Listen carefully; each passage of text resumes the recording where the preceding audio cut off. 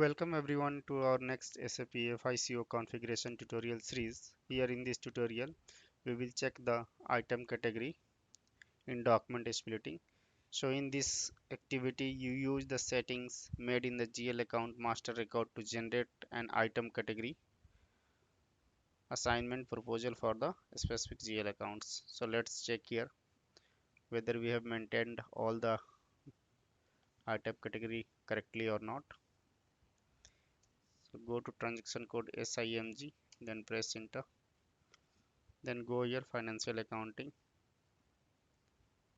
then go to the general ledger accounting, business transactions, then document splitting, then here check item category assignment. Enter your company code here, then check the error messages only here, click on execute. So now you can see here for these two GL accounts I am getting the error here. Status is in red. You can see I have assigned 30,000, 20,000, but system is asking to assign 40,200, 40,200 for these two GLs account. So I'll do the rectification again. So by this way you can check your item category assignment in SAP. Thank you for watching this tutorial. Please subscribe our channel on YouTube.